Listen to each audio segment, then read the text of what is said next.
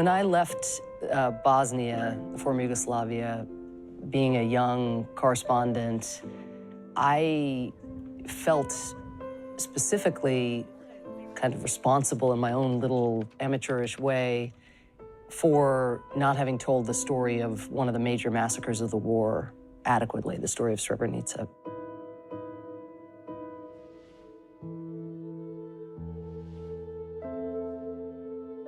And I felt part of a world that hadn't done enough.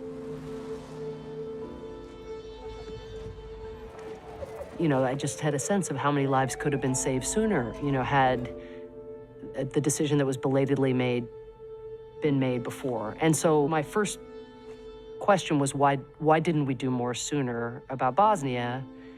And that was a question that long ago I had asked myself about the Holocaust. My high school understanding of the Holocaust could be reduced to Hitler was exterminating the Jews, and therefore we went to war. And I would later learn that the issue of the extermination of the Jews just didn't rise within the system in the way that you would have expected, or that I would have expected. What I was struck by when I came back, and this was in the mid-1990s, was the extent to which our culture was having a surge of commemoration and remembrance related to the Holocaust. And yet I had just come from this experience where the Bosnian Serbs had attempted to wipe out a people in Europe 50 years after the Holocaust, and the connections weren't really drawn.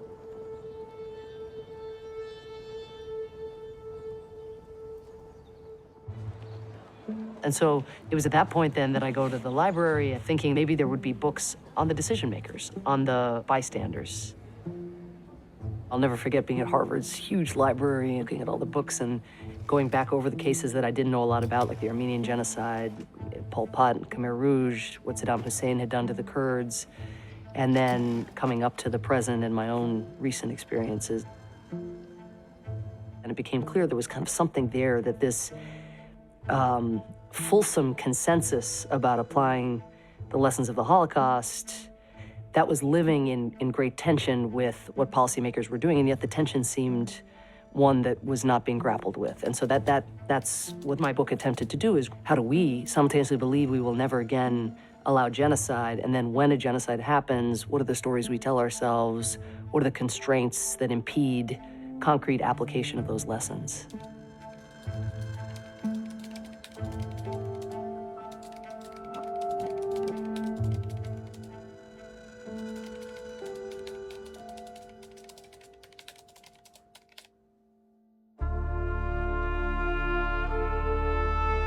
The Western world has been freed of the evil forces. We're the nation that liberated continents, concentration camps. And the death camps still bear witness that evil is real and must be opposed. Decent people must never remain silent and inactive in times of moral crisis. The torch has been passed to a new generation of Americans unwilling to witness or permit the slow undoing of those human rights to which this nation has always been committed. It is easy to say never again, but much harder to make it so. No other nation has made the advancement of human rights and dignity so central to its foreign policy, because it's central to who we are as Americans. America truly is the world's indispensable nation. The one indispensable nation in world affairs. A shining city on a hill where all things are possible.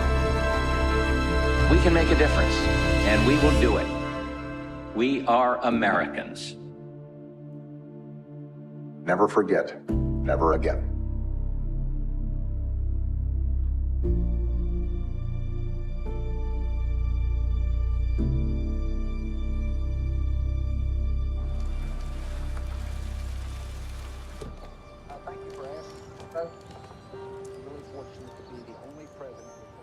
If you look at the Bush administration, Sudan became a priority right from the beginning. On day 2, Condoleezza Rice came into the National Security Council, her convening her senior staff, And she said that the president had decided he wanted to do something about Sudan. And there he was specifically talking about the North-South conflict, because that was the conflict of the day. And so it became a priority for us, and we had to develop policy options for ending that civil war. I think because his religious faith told him human rights was an important thing.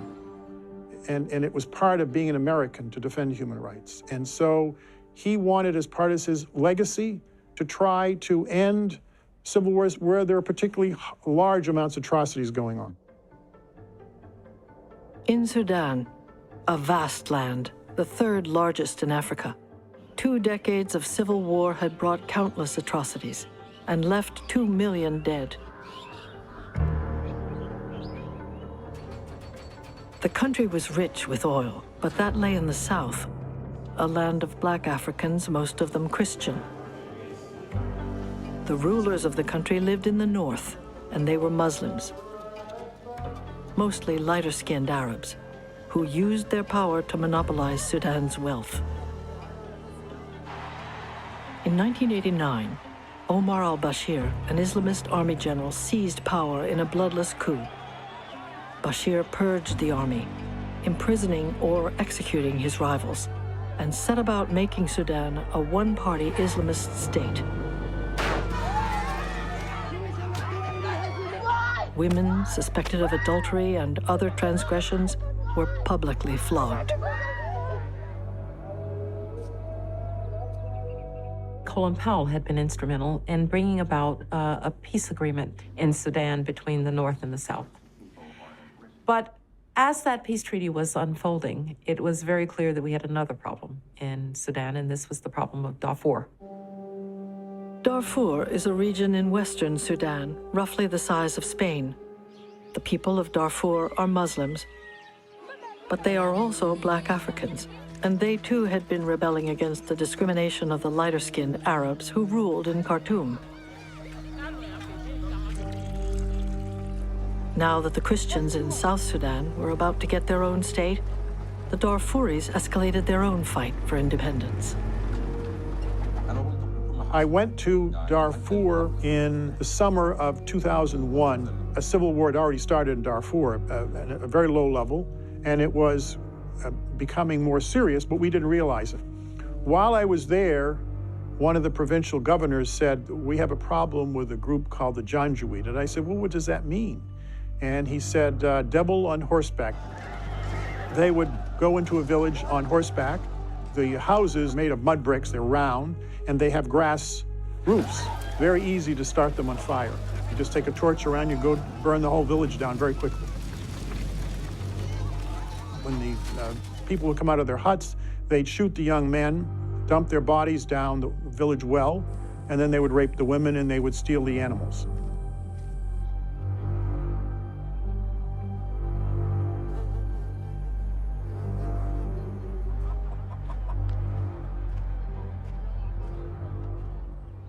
I attended every morning the staff meetings that Colin Powell had. Once the atrocity started, I would bring it up every morning. And I made a paint of myself, I know that. But Colin Powell listened to me privately, would call me in and say, "Andrew, what are we going to do?" For nearly 2 decades, the government of Sudan has waged a brutal and shameful war against its own people. And this isn't right. And this must stop. Today, the tragedy in Sudan commands the attention of the compassionate.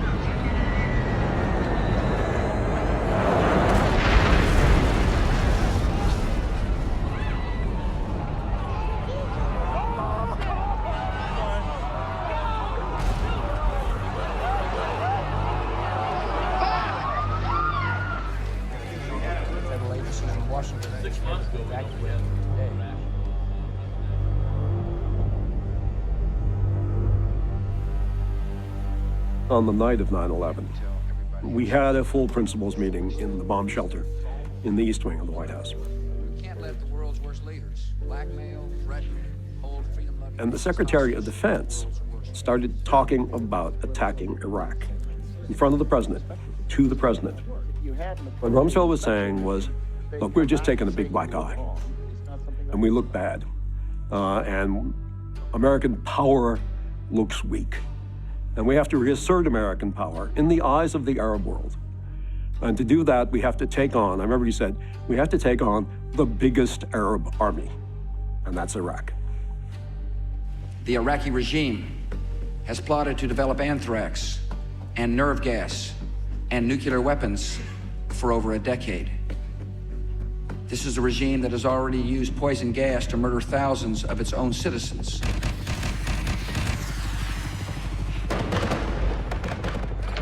Though American forces had let Osama bin Laden escape and had never achieved real control over Afghanistan, the administration immediately turned its attention to Iraq.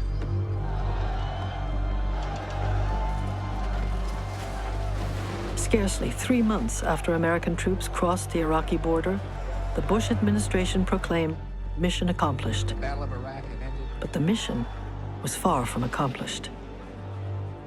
All along, Bush officials had assumed that after Saddam, Iraq would remain a functioning state. They had ignored Colin Powell's prescient warning, if you break it, you own it.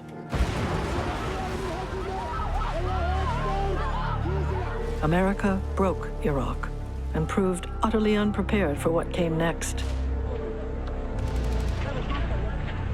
We clearly failed to provide adequate security in the aftermath of the invasion.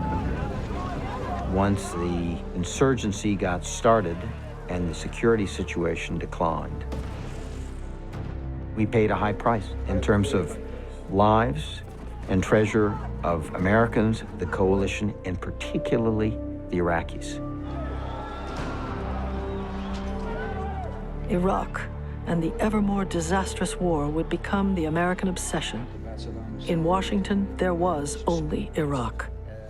The rest of the world, including the conflict in Darfur, faded from American attention. A war had been waged on the predicate, of course, of weapons of mass destruction that proved false, on a terrorist connection that proved false. The only argument left for the war that was still raging was Saddam Hussein is a person who gassed his own people, who committed genocide against his people. That was kind of it.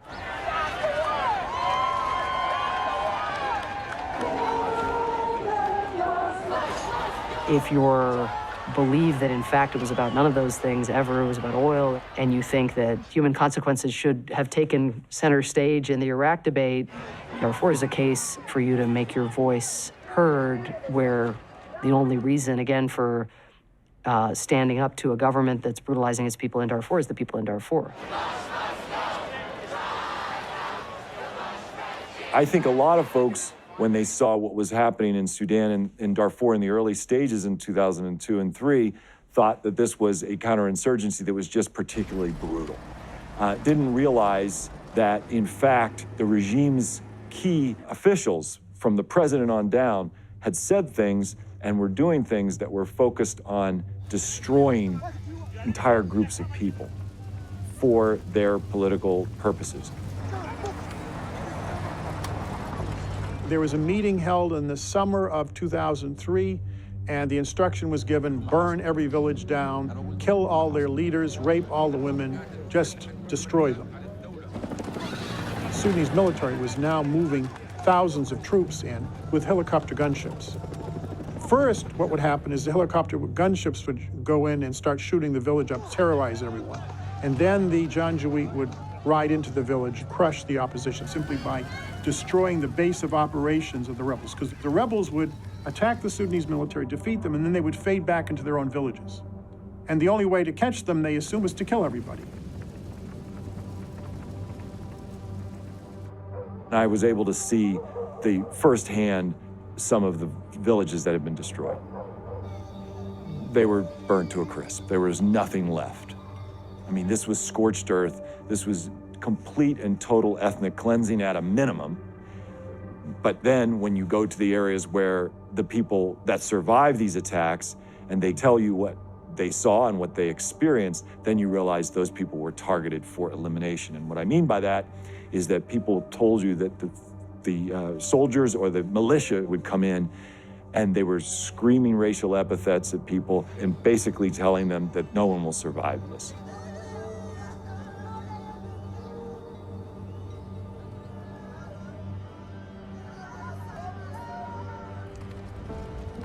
During the worst of the killing, in 2003 and 2004, more than 2 million Darfuris fled their homes. Some sought refuge in camps for the internally displaced, and many others streamed over the border to fill huge refugee camps in Chad.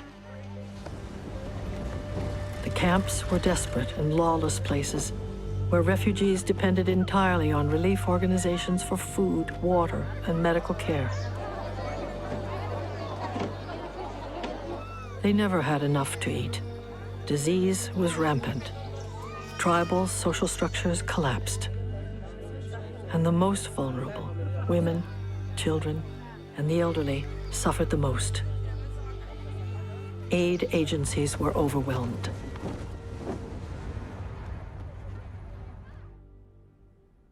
Welcome to UO Today. Our guest is Samantha Power, the author of the Pulitzer Prize-winning book, A Problem from Hell. We are so delighted to welcome Samantha Power tonight to the University of Oregon. Her book is a passionate normative judgment about what U.S. foreign policy should be, in her view. The system is broken, and we all have to put our heads together to try to fix it. So I'm going to try to inspire you to become, shall we say, upstanders in a world that is sadly crowded with bystanders.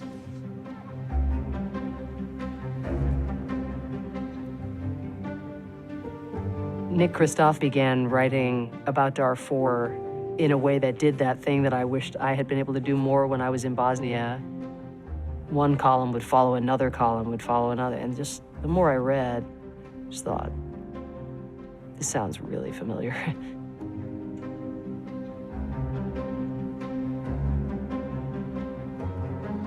I reached out to John Prendergast, who had spent a ton of time in Sudan over the years. We flew to eastern Chad, right along the border with Darfur, and began sitting down with refugees. In my career, I'd never encountered greater concentration of trauma in a refugee camp. Looking around the camp itself, how few men there were, we then meet this relatively young woman in her 20s. She just incredibly methodically tells us the story of how she moved her children away from the village, hearing that the Janjaweed were coming, hearing also the sounds of Sudanese Air Force planes overhead. They drop these bombs, then the Janjaweed come on camels, and they just start slaughtering anybody who's near the well, and they just kill and kill and kill.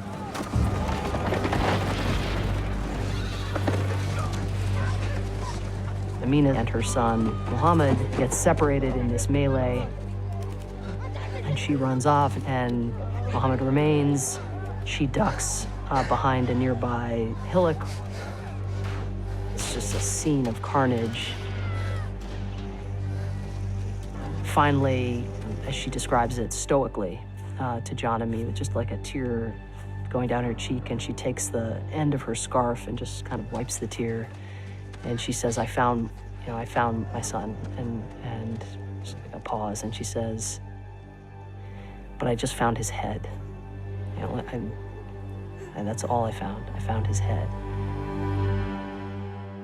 I mean, John and I we just sat there in silence. The interpreter, kind of asking, do you have more questions? I mean, what do you say to a mother?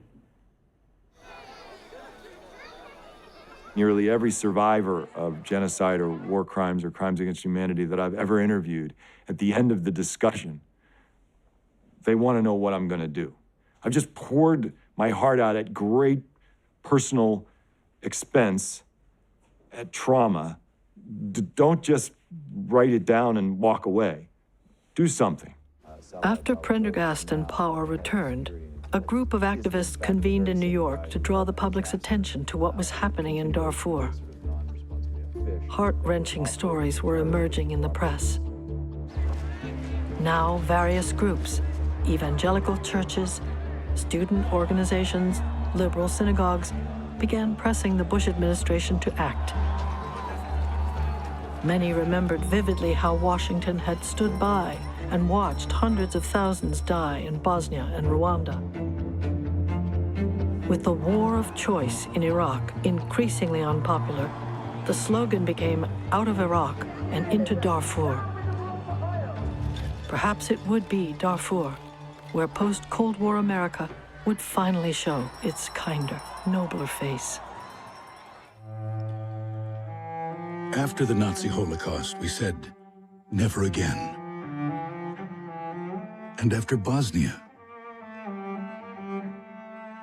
and after Rwanda, this week, world leaders gathering at the UN can stop the genocide in Darfur and tell the world that never again starts right now.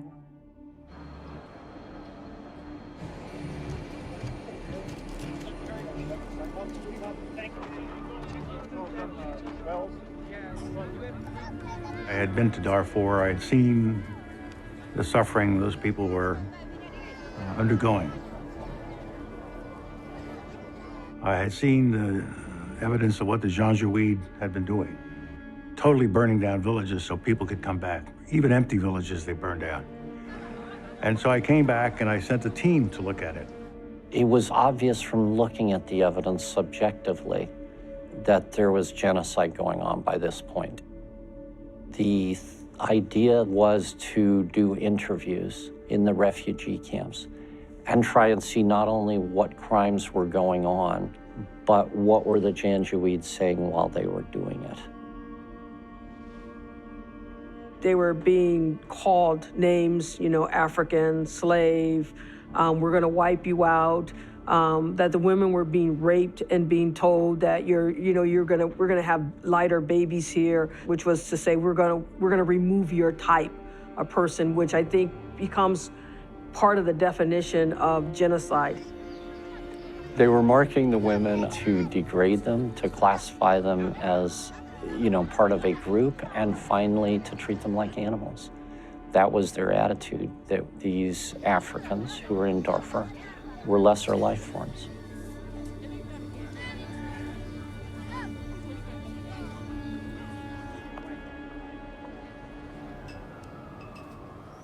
There's always been concern that if the United States actually calls particular acts in a country genocide, that it would trigger U.S. obligations under the Genocide Convention.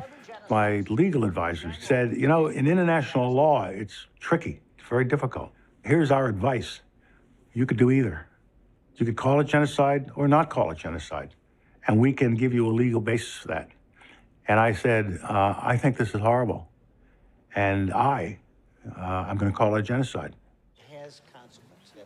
The concern was that by calling it genocide, we would raise expectations that we were going to be able to do more than we were going to be able to accomplish. But notwithstanding that risk, the president gave Colin the go-ahead to use the phrase genocide because the president wanted to do something about Darfur. Mr. Chairman, as I have said, the evidence leads the United States to the conclusion that genocide has occurred and may still be occurring in Darfur. At this hour, the world is witnessing terrible suffering and horrible crimes in the Darfur region of Sudan. Crimes my government has concluded are genocide. The determination of the United States government that it was a genocide galvanized at least American NGOs and the American public and Americans working on the ground. It was the Bush administration. 9/11 had already happened. The Iraq War was highly criticized, and people were very angry at American government. And here, the American government seemed to be on the right side of history. It was saying, there's a genocide. Bashir is bad. We are going to put as much resources as we can find into the humanitarian effort. And, you know, my supervisors on up in the U.S. government said, tell us what you want to do. Should we sanction them on this way? So should we send Condoleezza Rice out to read the demarche? Like, what all can we bring to bear on this problem? And so I thought that's how the U.S. government worked. I thought it was amazing. I can't even explain to my relatives in Ohio where Darfur is, and yet the U.S. government is like all hands on deck on this problem. For the Bush administration, all hands on deck meant stepping up diplomatic pressure to reach a ceasefire while mounting an enormous humanitarian rescue operation to keep Darfuris alive. Billions of dollars in food, medical supplies, and other aid. At its height, the U.S. Agency for International Development was delivering 40,000 tons of food every month. When I got there in February of 2005, I wanted to help. It sounds like a cliche, but I just saw a way in which I could help people and learn a lot. It's very hot and dusty and brown. And when you start to, adjust your eye to the desert, you start to see beauty. A lot of women moving things on donkeys and on their head. And I was sitting there and started talking to local organizations who were working with women, talking to the women themselves, hearing their stories. One of the big elements of violence was that women who would leave the camps to go and collect firewood, they would often get raped and attacked and abused outside of those camps. So that was happening over and over and over again. Some of the women would say, I would never go to a police station and tell them I was raped because the Janjaweed are the police. The government was attacking them. That was totally clear to them.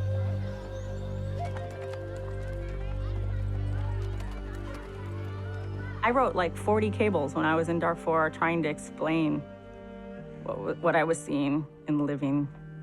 Because I knew that. I'd worked in Washington. But there's nothing you can put in a cable that describes what you're seeing. Why? You're not shaking the person's hand. You're not seeing the grimace on their face when they start to talk to you. These people are giving you everything they can because they think if they just say something else, you'll change their shitty situation, right? You can never communicate that in a cable. Yeah. Yeah. I, Condoleezza Rice, do solemnly swear. I, Condoleezza Rice, do solemnly swear. That I will support and defend. That I will support and defend. The Constitution of the Finally, I decided I had to go and see for myself. And so I went to Sudan and went to Darfur.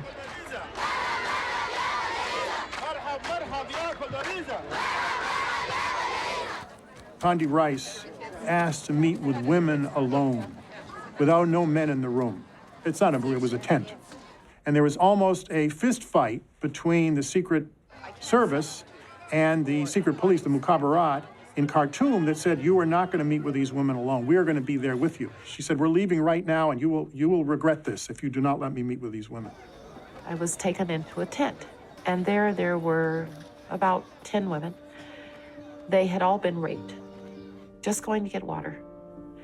And they would start to tell their stories, and they couldn't continue, and another woman would pick up the story, and another woman, and another woman. And I am rarely at a loss for words, but I didn't know what to say. I said something about, I'll go back and I'll see what we can do. But at a moment like that, there's very little that you can actually say.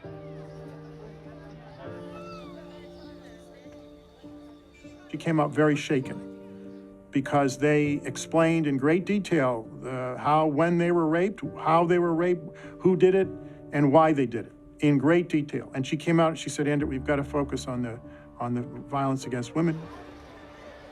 In fact, in for Arabic, there is no word for rape. The word doesn't exist.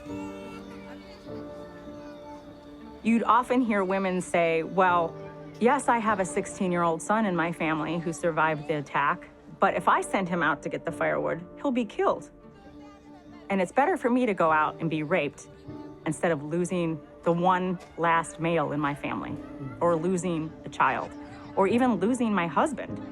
If their husband was with them, they would make that calculus. So that's kind of like a terrible decision, but they were making those decisions all the time, because if you do not have firewood, you can't cook the food you're given and you can't feed what's left of your family. One thing we know when we study genocide and mass atrocities is that sexual violence and rape is a key indicator and precursor to mass killing, because it scares and terrifies a community. The United States was about to take the chair of the Security Council. And I said, I want to come myself, and I want to take the chair of the Security Council, and I want a resolution that says that rape is not a consequence of war. It is a weapon of war. People use it to humiliate and to terrorize. And we did. We got that resolution. It means that it's a different kind of war crime now. But it came from that particular moment. Rape is a crime that can never be condoned. Yet women and girls in conflict situations around the world have been subjected to widespread and deliberate acts of sexual violence. It's essential that you see human toll. And then, by the way, you can take that back to those rooms in Washington. And those rooms can then feel it in a way that they wouldn't otherwise.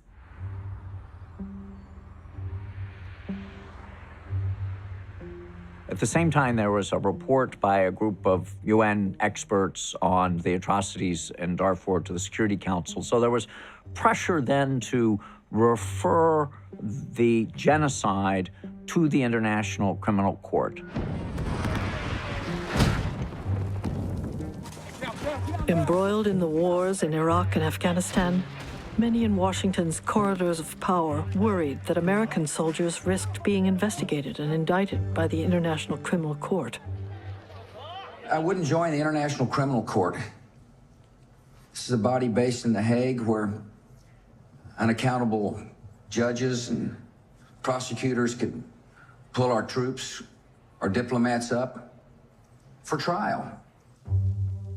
Ever since the victorious Allies had convened the Nuremberg tribunals to judge and punish Nazi leaders, many had dreamed of an international criminal court that would hold leaders accountable for genocide and other crimes against humanity. After the genocides in the former Yugoslavia and in Rwanda, the United Nations had set up ad hoc tribunals. But only in 1998 did the international community establish a global and permanent criminal court, one that would not only punish those who had committed crimes against humanity, but deter others from following the same path. 120 nations voted for the International Criminal Court. Among those who refused to join were Russia and China, and the very nation that for half a century had been the world's leading advocate for international law, the United States of America.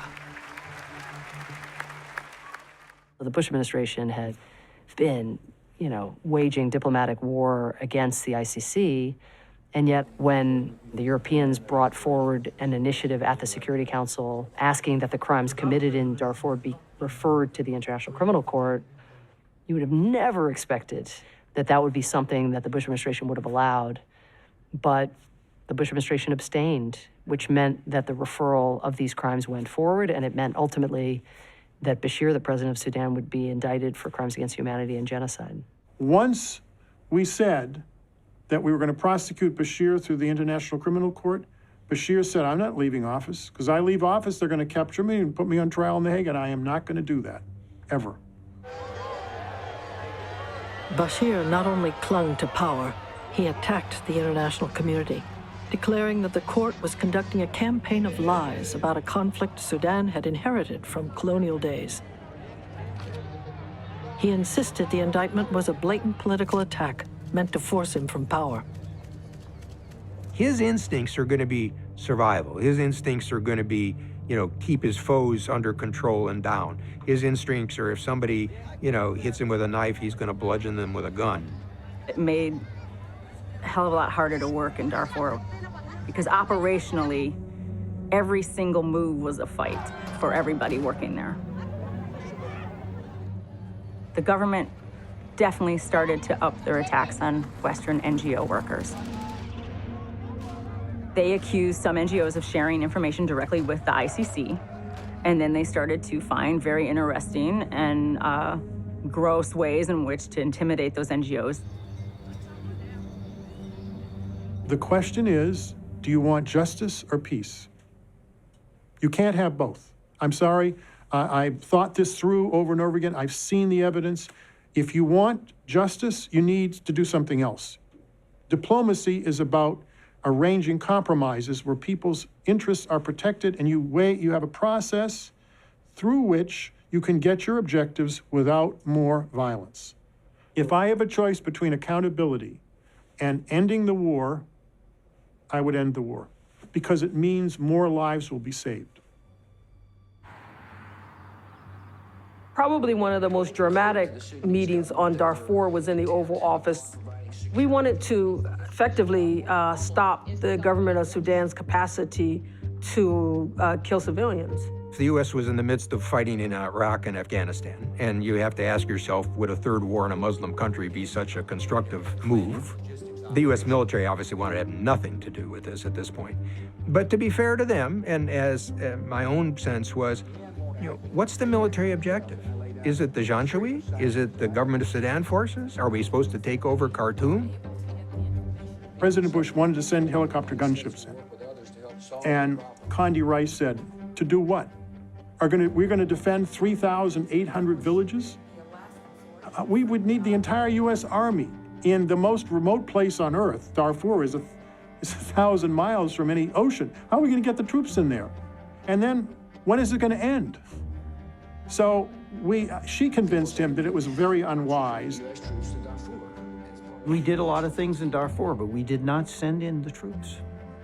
We tried to manage that and diffuse it in another way.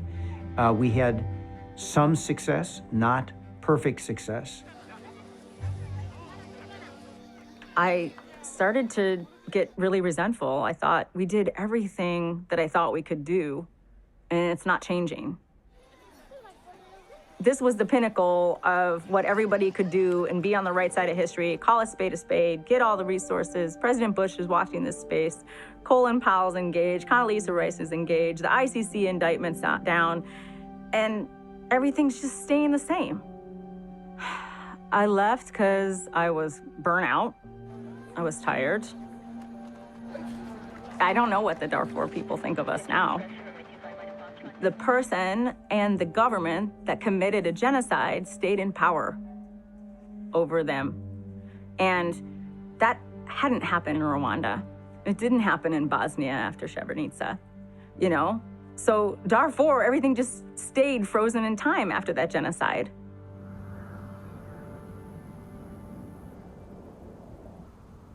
Do you consider the ongoing situation in Darfur a genocide? Yes or no? What you just, yes or no? Senator, there is very little fighting between the rebels and the government, and very few civilian casualties going on in Darfur right now. I just told you the Ambassador, answer. I'm not asking whether diminished fighting. I'm asking whether the situation in Darfur today is a genocide. Yes or no? Senator, yes or no? The situation is very volatile. All right. There are periods of killings which could be construed as genocide that took place last fall and earlier this year. In the present convention that the United Nations has. This went on, and finally Senator Biden, who was the chairman of the committee, finally said, well, is it going on or not? And I said, well, yes, it is. Why won't you just say, is genocide still the operative word? Yes. It is. So genocide is being committed in Darfur. Yes. All right.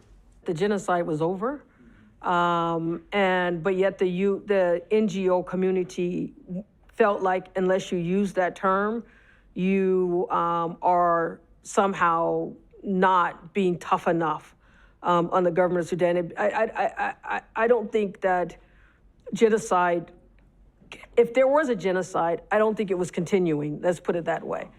And I thought we needed to be able to change how we framed what was going on and what we were doing. But yet we couldn't. We were boxed in. The wording is important? It is important for future events. If everything is a genocide, then nothing's a genocide. Every time some human rights abuse takes place, people will say it's a genocide. And then when a genocide really does take place, the word will not have meaning anymore.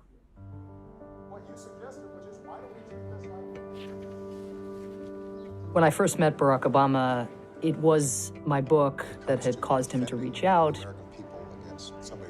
The fact that there was an American politician who had read a 600-page book on genocide, who came away from that book wanting to understand how we could do better at integrating human consequences into our decision-making, wanting to understand what is it about all these people of good faith who go into public service to try to make the world better, and then somehow this conception of national interests, this stoic, kind of cold and clinical conception of what we are in government to do takes over, and we forget about the people who might have drawn us into this enterprise in the first place. Foreseeable replacement forces coming in. By the end of the dinner, I kind of found myself volunteering to go and work with him in a more official capacity. And phase 4, this entire area. So this is just last week, 55,000 people displaced from the face of injustice of any kind.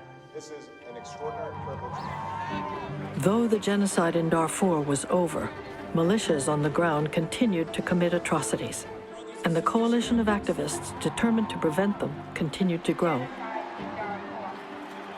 By 2006, Save Darfur had become a national movement, embracing politicians, journalists, religious leaders, and Hollywood celebrities.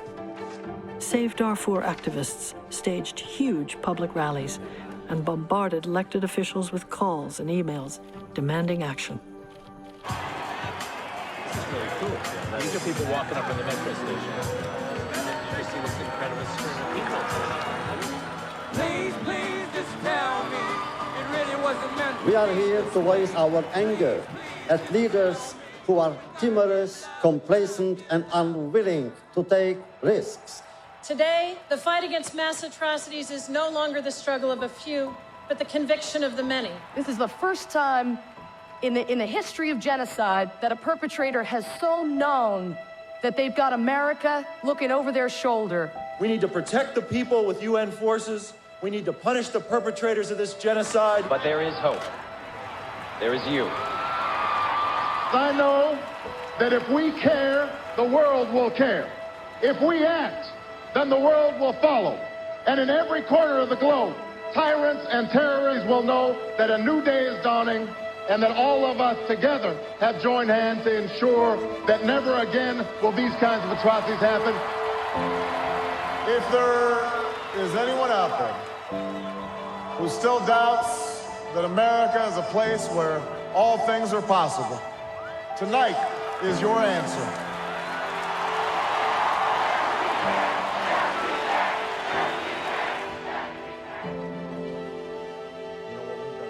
It was, in fact, a dream scenario.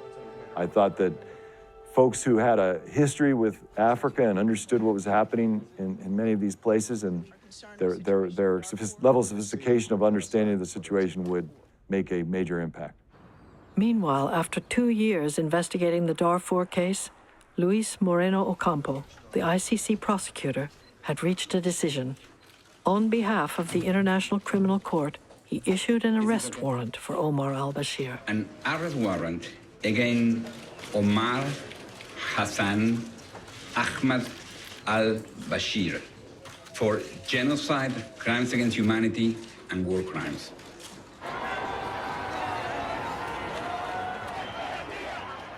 No international organization had ever indicted an acting head of state. There was grave risk in taking such a step. Unlike many other defendants, a head of state had the power to respond, and al-Bashir's response was swift and brutal. He announced he was expelling 13 of the 8 organizations working in Darfur, literally cutting the lifeline of millions of his people. He was trying to signal not just to the U.S. administration, but to the international community that supports the ICC as well, I can make it worse. Right? You think you can ratchet up pressure on me. I can increase the pain and make you look powerless. It was like a all hands on deck, fire alarm emergency. What do we do? This is a lifeline for a lot of people. And so, trying to negotiate a return for humanitarian organizations became priority number 1. My first meeting in the Oval Office, as it happened, came because of the visit of Ban Ki-moon to meet with President Obama, where the staff to the president get to sit down with him first and say, here's what we're trying to get out of the meeting. I said simply to the president, this is a wonderful occasion for you to put on the record that the expulsion of these groups is unacceptable to the United States. And the president kind of looked at me and he just said, well, what do they care, what I say, effectively? And he said, are the Chinese with us? And I said, no, sir. What about the African Union? Some yes, some no, but, not exactly. And, in effect, he was saying, what is America's voice on its own going to make a material difference here? I think what was striking to me was that President Obama had exactly the same values he had on January 19th, being the day before he was sworn in as president. But, even just after a couple months in the job, he was really alert to the peril of saying something and then having nothing happen in response. That's a cost to him and to his voice. After a bit of back and forth, he went into the meeting with Ban Ki-moon. When the press came in, he denounced the Sudanese government for expelling these international NGOs. It is not acceptable to put that many people's lives at risk. The United States wants to work as actively as possible with the United Nations to try to resolve the immediate humanitarian crisis and to start putting us on a path for... President Obama asked me to be the president's special envoy to Sudan. It took me a day or two to understand what all that meant, and then I agreed on Monday, and then basically was on my way to Sudan within a week. For me to do my job as the envoy, I had to do a delayed justice to save lives and to get the results that I needed. Behind the dilemma of accountability versus engagement stood a larger one: justice versus peace. United Nations Ambassador Susan Rice and National Security Council official Samantha Power, convinced that the regime in Khartoum only responded to pressure, urged the administration to take harsher measures against Bashir.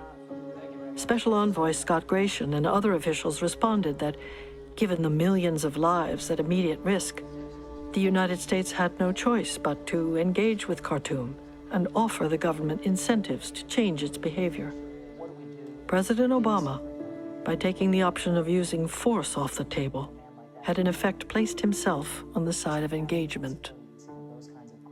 There were a lot of conversations about sort of what does it say to even suggest publicly that there could be incentives for this kind of a government, right? What does it say about us, about who we are? What does that say about the incentive structure for other bad actors? I think that was on people's minds, but carrots for a war criminal, it doesn't make anybody feel good, right? You feel terrible.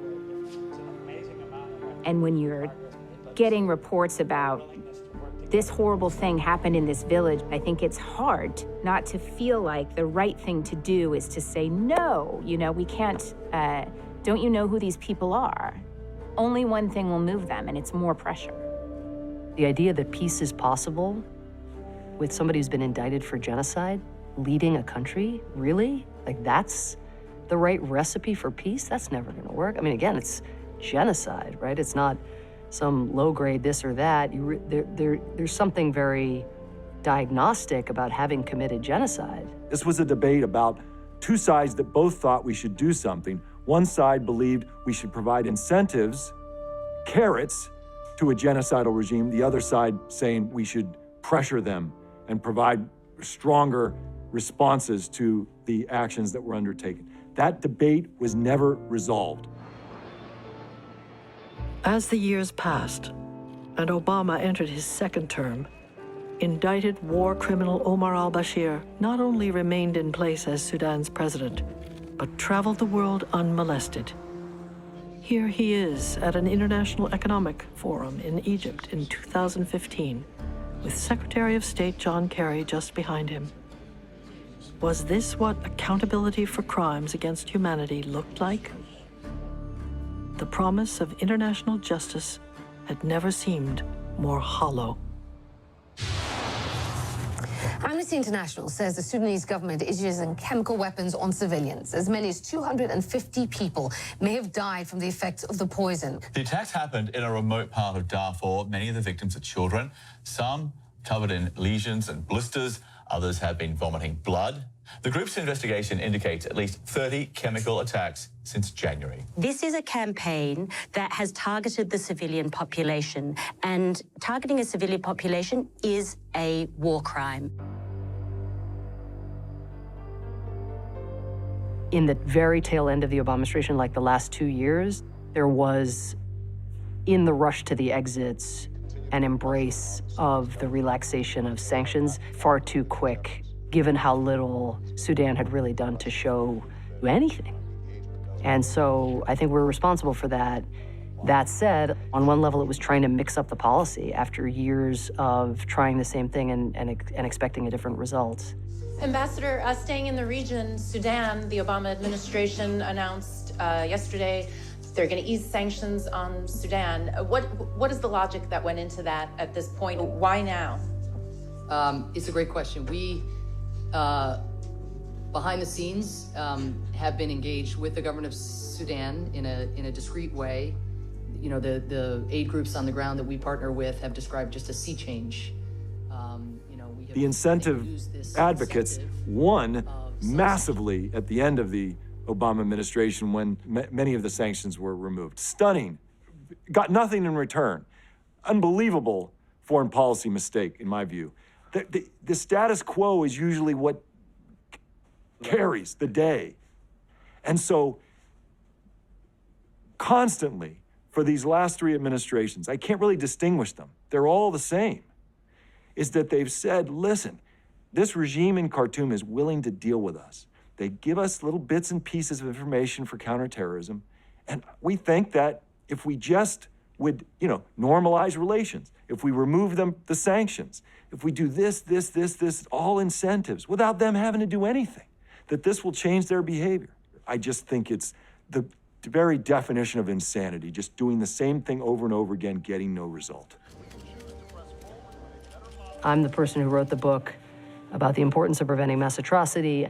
And I was very alert to the risk that everything I'm saying is just a rationalization because I'd studied people who'd rationalized their way into staying. And so if you care about atrocity prevention, then you're looking to make an impact on that set of issues. And when you go into a position of power and the odds are, on the one hand, more in your favor because you have a relationship with the president, because the president has prioritized these issues. But on the other hand, you still have all of the gravity of the US government, kind of pushing down against a more proactive stance. So you don't change the whole world, but on a given day, you can change many individual worlds. And I think that's what kept me going. That's what keeps me going now.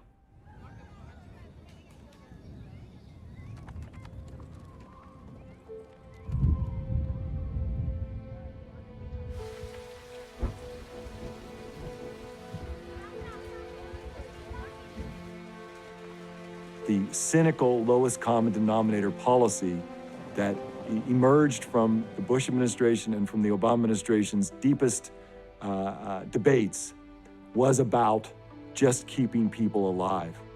If our policy objective ultimately was to deliver aid, we did that. The policy objective should have been about much more. It should have been about stopping a genocide and creating a consequence for genocide, so that it potentially would be something that others would think twice about in the future. Anybody who considering genocide or crimes against humanity around the world today and looks back on the example of Darfur and sees that there was no consequence to those that committed those atrocities, that would embolden them. That wouldn't prevent them from acting. We failed. We failed to have imagination and vision big enough, commensurate with the horrors that were unfolding on the ground.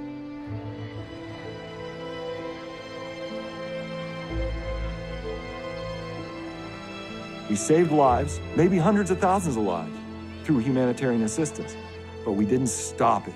And we didn't create a dynamic that said, we need to reverse this. The world needs to stand up and say, people that committed this kind of crime need to pay a price. What is the situation in Darfur today?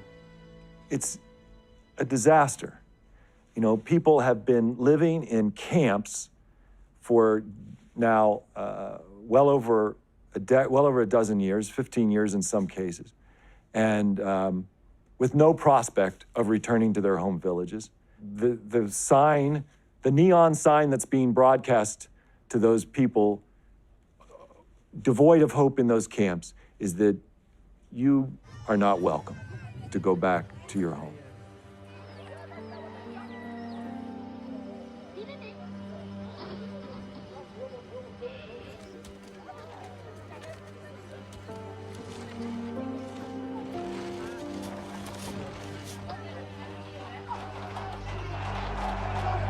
In December of 2018, thousands of Sudanese took to the streets to demonstrate against Bashir's government. They were health workers, doctors, lawyers, and overwhelmingly women. They protested against rising prices. They denounced the corruption of Bashir's 30 years in power. Though Bashir responded with harsh violence, the protesters did not back down. After 4 months, Sudan's military officers finally deposed Bashir. They charged him with corruption and killing protesters. 7 months later, Sudan's ruling council announced Omar al-Bashir would be handed over to the International Criminal Court, where he would face charges of genocide, war crimes, and crimes against humanity. It was a shocking and oddly encouraging ending. Though Bashir's very ruthlessness, his stark willingness to force suffering on his own people, had thwarted the international community and given the lie to its high-minded calls of never again, in the end, the Sudanese people managed to do what the international community could not: force a dictator from power and make him answer for his crimes.